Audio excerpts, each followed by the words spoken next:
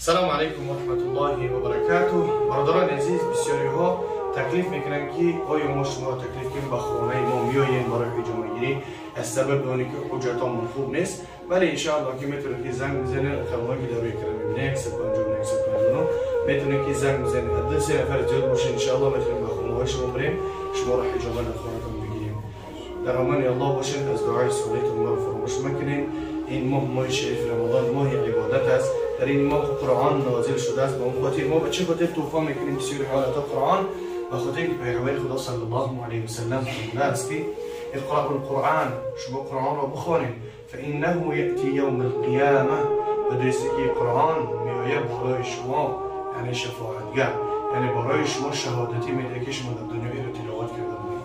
با اون خاطر دوستان عزیز قرآن را بگیرید، استفاده ببرید، حرکت کنید. ماه شریف رمضان با عبادت یعنی صرف کنین، حرکت کنین، حداقل 3 بار قرآن کریم را ختم کنین. خداوند هر یک کدام ما و شما را نگهبان باشه.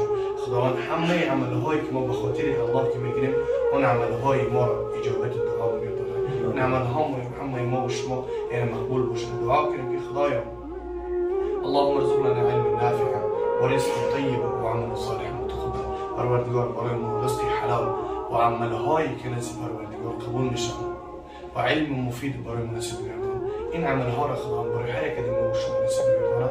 و چنان پیغمبر خدا صلی الله علیه و سلم همیشه دعا میکرد و برای امتان خود تعلیم داده است که این دعا را بخونیم. اللهم انی اسألک العافیة فی الدنیا و الآخرة انک علی کل شیء قدیر. پروردگار عافیت و خوشبختی را برای ما هم در دنیا و هم در آخرت نصیب گردان.